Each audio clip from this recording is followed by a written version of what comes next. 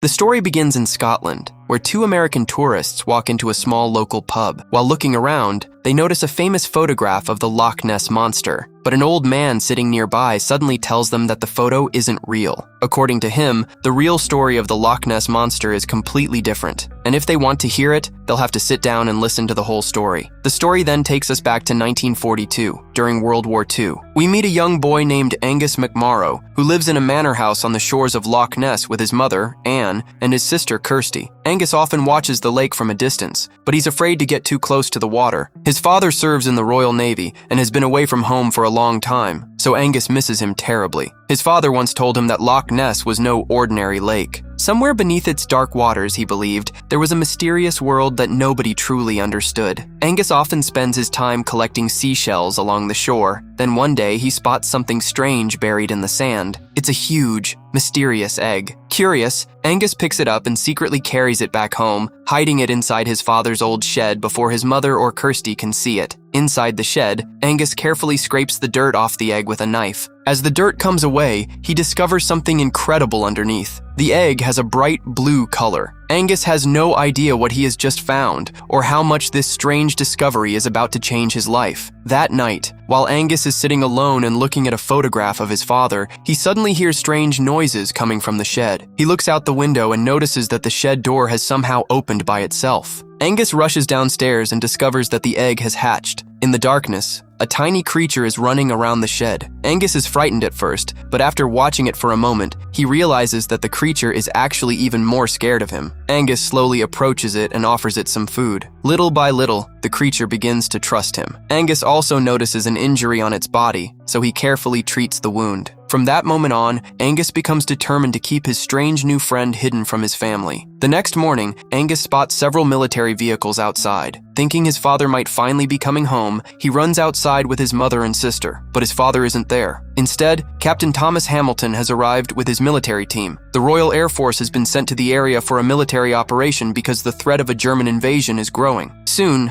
Angus's home is turned into a temporary military base. But Angus has a much bigger problem on his mind. He's terrified that the soldiers might discover the creature. If they find out about it, Angus fears they'll see it as a threat and kill it. When Angus returns to the shed, he discovers that the creature has completely trashed the place while searching for food. Angus goes looking for something to feed it, but the military cook, Sergeant Strunk, refuses to give him any food. So Angus comes up with a clever solution. He grabs a large garbage can, brings it into the shed, and fills it with leftover food. The creature happily digs in and completely cleans out the entire can. Now Angus realizes that his new friend needs a name. Thinking about his favorite book, Robinson Crusoe, he decides to call the creature Crusoe. Angus then starts trying to figure out exactly what Crusoe is, but he can't find any ordinary animal that looks anything like him. Then he remembers something his father once told him about a mysterious monster believed to live in Loch Ness. Angus begins to wonder if Crusoe could actually be the offspring of that legendary creature. But there's another problem. Crusoe needs water, so Angus brings him a large container filled with water and creates a small place where he can stay. Meanwhile, the military continues preparing for a possible attack. They suspect that German U-boats may be operating somewhere in the surrounding waters. One day, Angus sees a soldier standing beside a dead deer, and the sight scares him. He starts worrying that if the soldiers ever discover Crusoe, his new friend could end up the same way. Around the same time, Angus's mother, Anne, notices the terrible condition of the shed and starts suspecting that Angus is hiding something inside. She asks a handyman named Lewis Mowbray to clean the shed and remove some of the old belongings. When Angus sees Lewis moving his father's tools and equipment, he gets angry. To Angus, those things are the last connection he has to his missing father, so he doesn't want anyone touching them. He confronts Lewis, but Lewis tries to calm him down and explain that he's only doing his job. Later that night, Angus goes searching around the property for Crusoe. By now, the little creature has grown much bigger, and it has secretly made its way into the manor house. Inside the house, Crusoe suddenly comes face to face with the military dog, Churchill. Churchill immediately takes off after him, sending Crusoe running through the house and causing complete chaos. Crusoe manages to escape Churchill and disappears before anyone can figure out what really caused all the commotion. Angus thinks Crusoe may have disappeared, but then he suddenly hears his sister Kirsty screaming. He rushes over and finds Crusoe hiding inside her bathtub. Angus quickly explains that Crusoe won't hurt anyone and begs Kirsty to keep him a secret from their mother. Kirsty agrees to help her brother, but Crusoe has grown so much that keeping him hidden is becoming harder by the day. Soon, Anne asks Lewis to fix a problem in the guest bathroom. As Lewis starts working in there, Angus and Kirsty desperately try to hide Crusoe, but Lewis catches a glimpse of him and immediately realizes that this is no ordinary animal. Lewis remembers an old Celtic legend about a mysterious creature called a water horse. According to the legend, only one water horse exists at a time. When it grows old, it lays an egg before dying, and the next water horse hatches from that egg. Lewis finally realizes what Angus found on the shore. The strange egg was actually a water horse egg. Angus begs Lewis to help because Anne could walk into the bathroom at any moment. Kirsty tries to keep their mother away, but Anne refuses to leave. Angus finally comes up with an excuse, claiming that Lewis has found the problem and is fixing it. Anne still walks in, but thankfully the bathtub is completely empty. The truth is, Lewis has hidden Crusoe inside the toilet. Anne is suspicious, but eventually accepts their explanation and leaves. Lewis then tells Angus that the safest place for Crusoe isn't inside the house. It's Loch Ness, the very place where Angus found him. But Angus refuses to let his friend go. To him, Crusoe isn't just some strange creature. He's his best friend, and during a time when Angus desperately misses his father, Crusoe is the one thing that has brought some happiness back into his life. That evening, the family hosts a formal dinner for the military officers. Anne gets dressed up for the occasion, while Angus secretly feeds Crusoe in the bathtub. Then Kirsty calls him downstairs, and Angus rushes out without properly closing the bathroom door. Crusoe follows the food and climbs out of the bathtub. Before long, he's running loose through the house. Just then, Churchill catches Crusoe's scent and takes off after him. In seconds, the entire house turns into chaos. Crusoe races into the hunting room, where the walls are covered with mounted animals. Terrified by what he sees, he quickly turns around and runs, with Churchill still chasing him. Angus and Kirsty hear the commotion and run after them. Eventually, Crusoe crashes right into the middle of the military dinner. Churchill follows him and sends the entire dinner table into chaos. Crusoe somehow manages to escape without being caught, while Lewis apologizes to Anne and the military officers and tries to calm everyone down. But Captain Hamilton is furious and orders Angus to go straight to his room. Outside,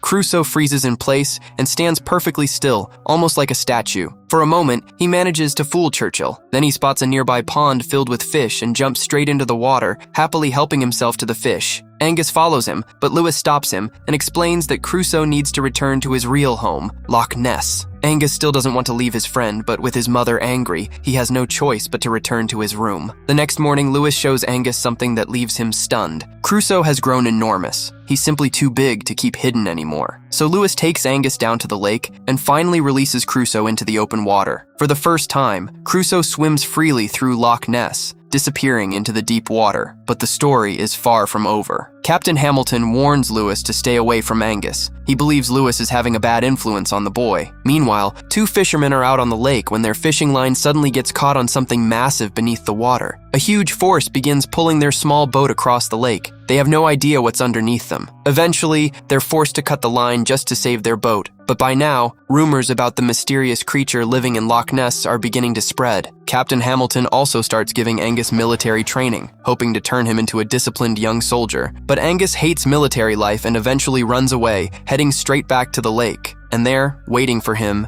is Crusoe. By now, Crusoe is so large that Angus can actually climb onto his back. At first, Angus is terrified of going into the water, but Crusoe slowly carries him farther into the lake. Angus is nervous at first, but before long he starts enjoying himself. The same water he had been afraid of his entire life has now become a place where he feels completely free. Crusoe carries Angus across the lake, but suddenly, Angus notices a huge metal net on beneath the surface. The military has placed it there to stop German U-boats from entering the area. Meanwhile, Churchill escapes from his military handler once again and heads toward the lake, searching for Crusoe. Angus quickly tries to hide Crusoe, but then Sergeant Strunk arrives. He notices something moving in the water. Crusoe immediately dives deep beneath the surface, disappearing before Strunk can figure out what he's looking at. By now, even the military is starting to believe that there really is a massive creature living in Loch Ness. The two fishermen are also convinced that whatever got caught on their fishing hook that day was some kind of sea beast. They spread the story around town, and soon, the locals realize they may have a big opportunity. If there really is a monster in the loch, tourists could come from all over the world to see it. The next day, the two fishermen return to the lake with a camera. Their plan is simple: get a picture of the creature and sell it for a lot of money. And this is where the legendary story of the Loch Ness Monster is about to begin. But the military has also caught wind of the mysterious creature. Captain Hamilton takes Anne and the kids down to the loch and tells them that the military is going to conduct a training exercise using cannon fire. Angus finally tries to tell his mother the truth about Crusoe. He explains that there really is a creature living in the loch, but it isn't a monster, it's his friend. Kirsty backs him up, but Anne still doesn't believe them. She thinks Angus is imagining things because he misses his father so much. But before they can argue any further, the military begins firing cannons into the loch. Every explosion sends huge waves crashing across the water. Angus panics because he knows Crusoe is still somewhere beneath the surface. He begs Captain Hamilton to stop the cannon fire, but Hamilton orders him to stay out of it. Anne is also told that Angus needs more discipline, so from then on, he's locked in his room every evening at 6 o'clock. Meanwhile, the fishermen realize they have a problem. They know there's a creature in the loch, but they can't get a picture of it, so they decide to fake one. They create a staged photograph and sell it to a newspaper as proof of the Loch Ness Monster. The photo becomes the famous image that people around the world will later believe is evidence of the legendary creature. When Sergeant Strunk sees the photograph, he says he saw a creature that looked exactly like that in the loch. Now Sergeant Walker becomes determined to find it. Back at the house, Angus is still locked in his room, but Kirsty secretly helps him escape.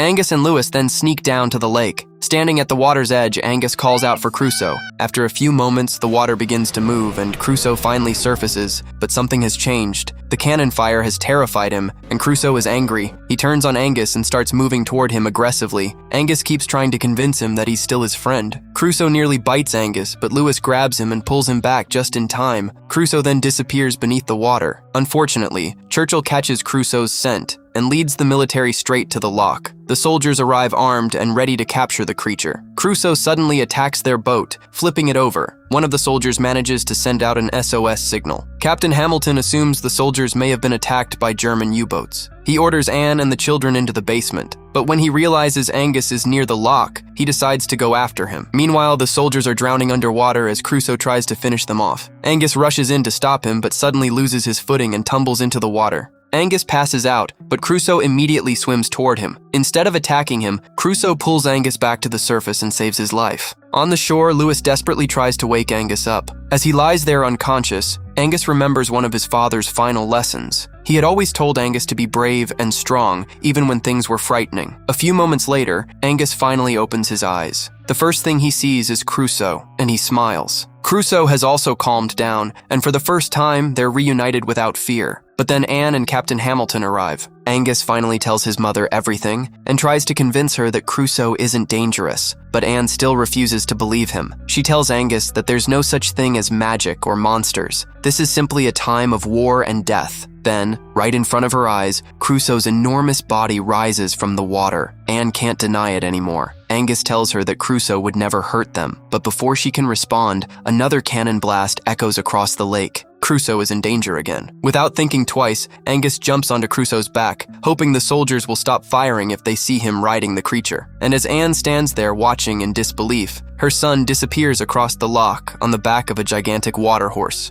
Hamilton, Anne, and Lewis rush toward the area where the underwater net has been placed. The military continues firing cannons across the loch, while heavy rain and strong winds make the situation even more dangerous. Through the storm, the soldiers spot what looks like Crusoe's neck sticking out of the water. From a distance, it looks just like a submarine periscope, so they assume a German U-boat is about to get caught in their net. Angus realizes that Crusoe has to get past the underwater net before the military pulls it up. So he guides Crusoe toward the net, while cannon fire keeps exploding around them. Finally, Angus and Crusoe reach the net. The military believes they've caught a German submarine and starts pulling the net out of the water. Now Angus realizes they're both in serious danger. If he stays on Crusoe's back, they could both get trapped. Just then, Anne and Lewis arrive in a boat and desperately shout to Angus that he has to let his friend go. It's the hardest decision Angus has ever had to make. Crusoe has become his best friend. He taught Angus not to be afraid of the water, helped him overcome his loneliness, and gave him something to believe in when he missed his father the most. But Angus finally understands that Crusoe doesn't belong with him. He belongs in the open waters of Loch Ness. So Angus lets him go. Crusoe dives deep beneath the surface and suddenly launches himself into the air. The force of his jump sends the military equipment crashing down, allowing him to break free and escape into the open water. Angus watches his best friend disappear into the distance. And in that moment, he realizes something important. Not every friend is meant to stay in our lives forever. Sometimes people come into our lives simply to change us, teach us something, and help us become stronger. The next morning, Angus sits with his mother beside Loch Ness as the sun rises over the water. By now, he has also accepted the truth about his father. For so long, Angus had held on to the hope that his father would eventually come home, but now, he understands that his father isn't coming back.